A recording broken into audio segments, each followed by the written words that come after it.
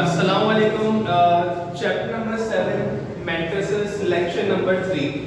पिछले लेक्चर में हम लोगों ने क्रैमर्स रूल पढ़ा था। आप लोगों को 2 सवाल मैंने होमवर्क में दिए थे, उम्मीद है कि आपने कर लिए होंगे। लेकिन जैसे हम रेगुलर क्लास में करते थे कि जब आप होमवर्क करके आते थे तो सवालात को टैली करवाया जाता था, अभी भी मैं वो 2 होमवर्क वाले सवालात आपको टैली करवा रहा हूँ। जरा क्विकली देखें, फिर नए टॉपिक पे चलते हैं। पहला सवाल था ये वाला, solve 4x plus y is equal to 2, 7x plus 2y is equal to 3 by Cramer rule। सबसे पहली चीज यहाँ पे खाली वेरिएबल अकेला है y, इसके साथ कोई नंबर नहीं है तो क्या है 1 है। आपने जल्दी से फॉर्मूला लिखा। जो बच्चे जिन्होंने पिछला लेक्चर लिया था उनको पता है, आपको ऑलरेडी बताया था, जिसके साथ x है उसको a माना जाता है, जिसके साथ y है उसको b, और इज इक्वल टू के बाद जो डिजिट्स होते हैं उनको c। इसी तरह यहाँ भी ये a, ये b, ये c। चूंकि ये पहली रॉ है तो a1 b1 c1, ये a2 b2 और c2। सबसे पहले आपने तीनों फॉर्मूले लिखे। बेटा d का क्या फॉर्मूला है?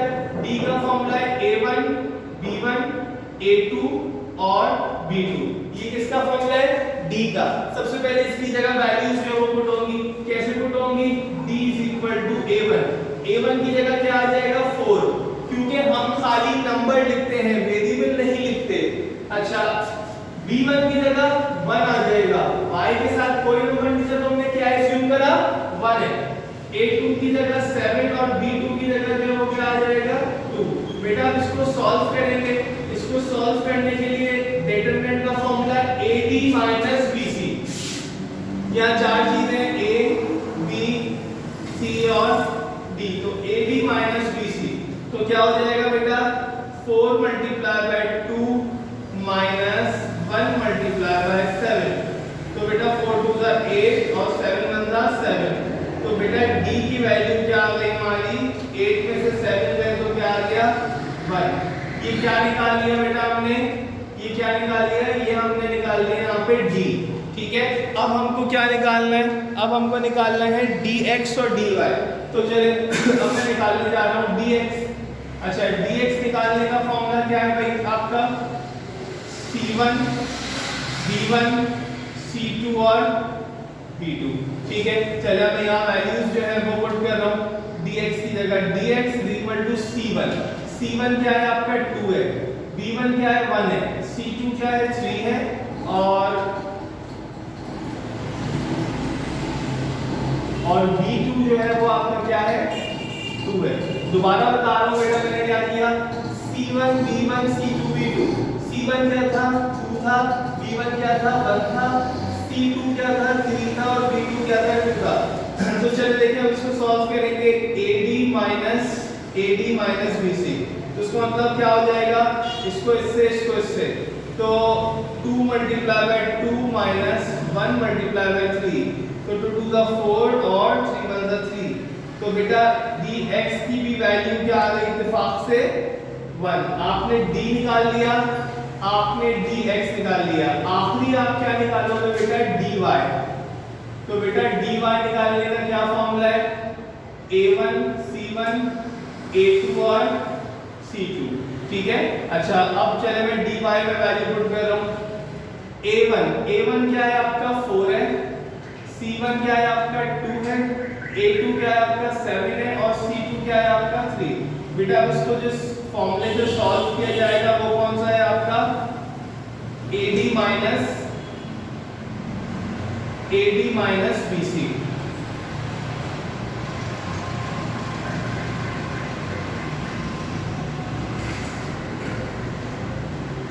अच्छा, अब आपने चलेगा तो फॉर्मूला लगा रहा हूँ ad माइनस bc। इसका मतलब क्या होगा बेटा? 4 multiply by 3 minus 2 multiply by 7। 4 3 का 12 और 7 2 का जो है वो क्या हो गया आपका 14। तो dy इज इक्वल टू 12 में से 14 का क्या आ रहा है? -2। अब देखो एंडिंग क्या होगी, साइन का ख्याल रखना, बड़े नंबर के साथ माइनस है तो माइनस आएगा। d निकाल लिया, dx निकाल लिया, dy। एंड में किसकी वैल्यू निकालोगे? एंड में निकालोगे x और y की वैल्यूज। कैसे निकालोगे बेटा?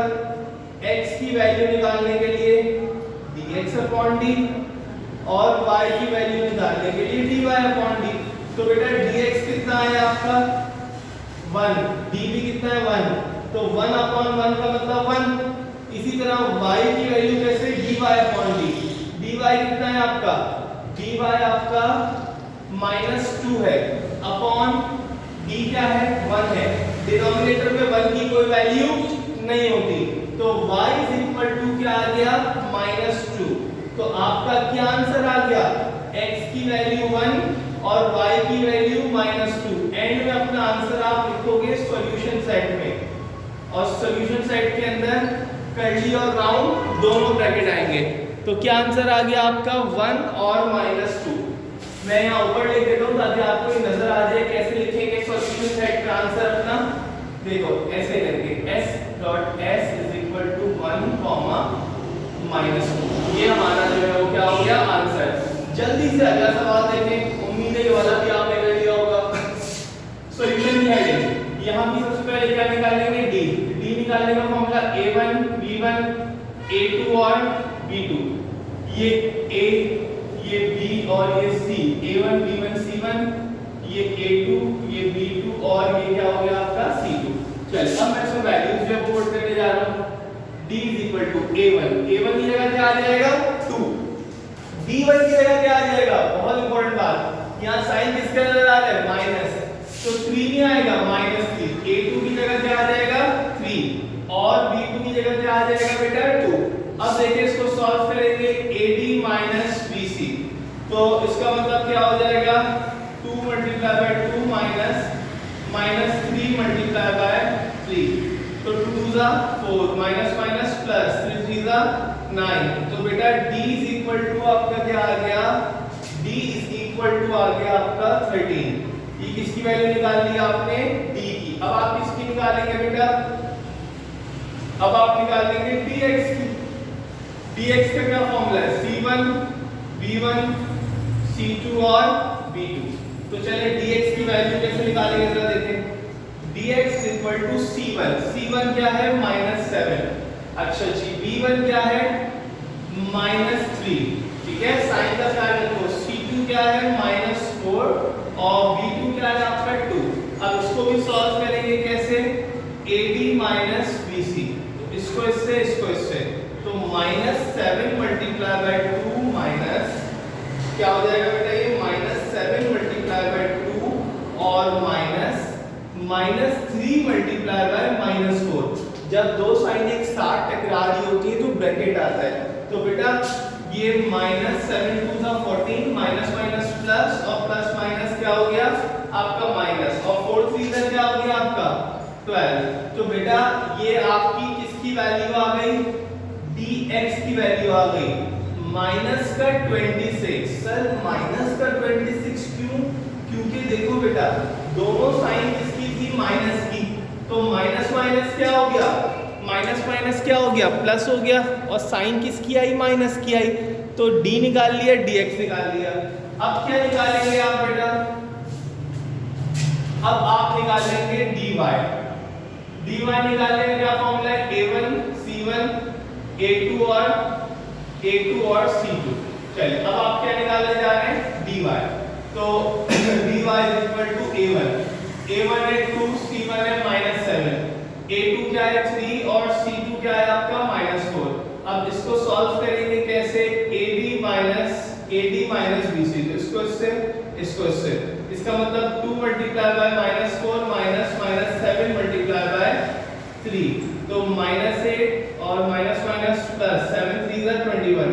तो dy देखो गौर से माइनस प्लस माइनस साइन बड़े नंबर का प्लस का, 21 में से 8 गया क्या बचा 13, निकाल लिए तीनों d dx dy। आखिर में क्या करोगे x और y निकाल लोगे, x कैसे निकालोगे dx/d और y कैसे निकालोगे dy/d। तो बेटा dx कितना था आपका -26/d कितना था 13। इसी तरह y में dy/d, dy भी कितना है 13 और d भी कितना है 13। अच्छा यहाँ 13 से 13 कैंसिल, 1 आ गया, 13 × 13, 13 × 2 = 26। x = -2, y = 1, इसका भी आंसर 2 1 ही आया। एंड में अपना आंसर किसमें लिखेंगे, सॉल्यूशन सेट -2, 1। ये अब आपने पक्का टॉपिक सीख लिया।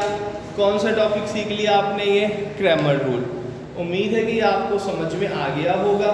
आई थिंक वीडियो काफ़ी बड़ी हो गई है, 10 मिनट की। तो अब मैं अगला टॉपिक जो दूंगा वो मैं अगली वीडियो में दूंगा। यानी अब हम क्रैमर रूल के बाद इसका आखिरी टॉपिक पढ़ रहे हैं, कौन सा, इन्वर्स। फिर ये चैप्टर ख़त्म हो जाएगा। यानी हम ऑनलाइन में देखो स्मार्टली चीज़ों को लेके जा रहे हैं। यानी आज तीसरा लेक्चर था, अभी चौथा लेक्चर भी मैं रिकॉर्ड कर रहा हूँ, तो 4 लेक्चर्स में आपके चैप्टर ख़त्म हो जाएगा। इस चैप्टर में इसके अलावा कुछ भी नहीं आएगा, कुछ भी नहीं आएगा। इस जो मैं आपको बता रहा हूँ 2 टॉपिक हैं, एक आपने ख़त्म कर लिया क्रैमर रूल, दूसरा इन्वर्स है, ख़त्म चैप्टर। तो इसको कॉपी डाउन कर लें। इसकी मज़ीद सवालात हैं एक्सरसाइज 7.5 में, इसकी प्रैक्टिस करिएगा। थैंक यू, अल्लाह हाफ़िज़।